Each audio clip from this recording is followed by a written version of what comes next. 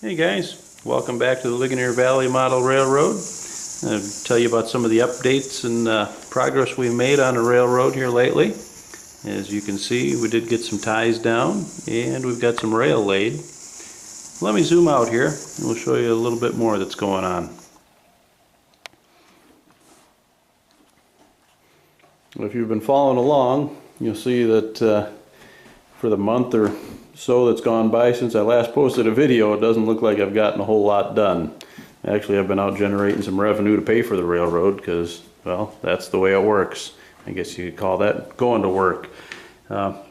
We did have, if you looked before, or if you've been following along, all this was just empty spline road bed. Comes around into the curve.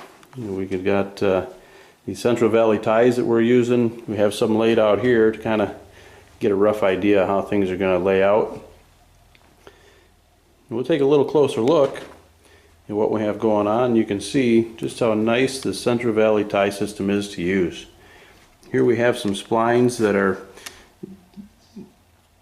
going into, they're actually going to go into some hidden staging here, and this is a hidden staging loop back here, and there will be a yard over in this area along the back wall. And here's in fact a pile of splines that I've cut but haven't installed yet. They're not all going to go here for the yard, but probably most of these will. There's, what do we got there, 3, 6, about 8 of them here. And I've found that the best way to cut those really is to use a straight edge and a utility knife. You know, it comes in a 4x8 foot sheet.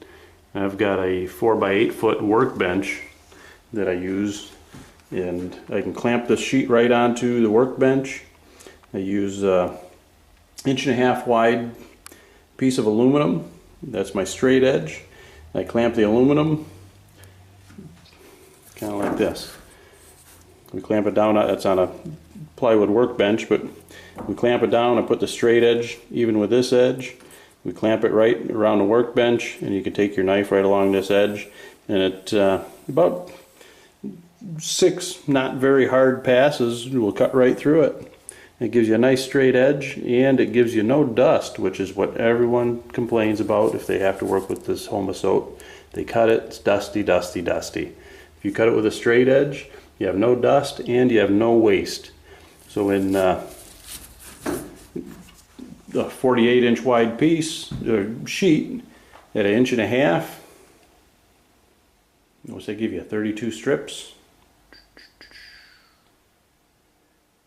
24, yeah, must be 32 strips you get out of there at 8 feet. That turns into an awful lot of road bed. Let's back up here a little bit and come down here to the end of our reverse loop, show you a few things we have going on.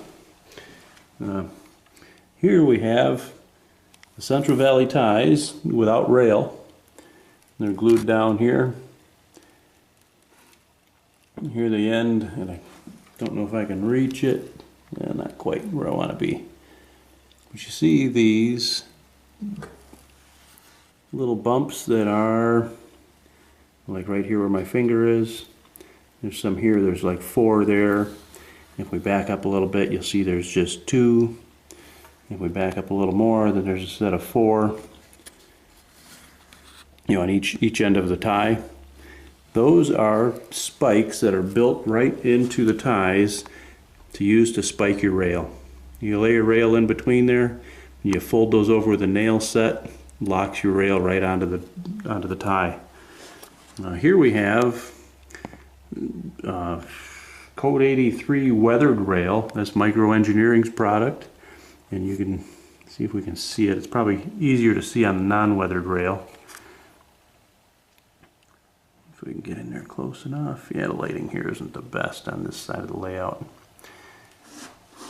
If you look, you can see here we have rail on both the front and the back. And you can actually see light underneath both rails. So if you ballast lightly, you'll actually see that air gap under both sides, which is very realistic. It's a nice effect, a nice feature. Maybe not on your main line, but on a siding it would certainly look good. As we go down here, I used weathered rail down here. Actually, the weathered rail I put in a reversing section, kind of just to signify the reversing section, even though it's going to be hidden for me when I'm doing the wiring and that. It's just a little bit easier. As we come down here, and then we switch over to our non-weathered Code 83 rail right in here. You'll notice there's not even a rail joiner there. Actually, I put some glue on the end of the rail. It's kind of like a, you can see it there, it's a thick glue. And will we focus? Maybe not. It's a thick glue that'll insulate the joint. It won't interfere with the wheels. I can trim that maybe back just a little bit. I haven't done so since I put it on. And then here's the other joint here. And you'll notice one thing that is very advantageous to using this system is our rail joints are staggered a full car length apart, actually a little more, but probably 50 scale feet. So maybe less than a car length if you're modeling more modern eras. But the way these ties come together, the ties are locked, the spikes are built into them. It's when you lay your rail right here without using a rail joiner, that rail's not going to go anywhere. It's a very smooth joint, it's pretty solid. And the same thing here. So that unsightly rail joiner you really don't need, because with flex track or snap track, not only are you aligning the rails, you're aligning the ties and everything else. And here it's already locked into place.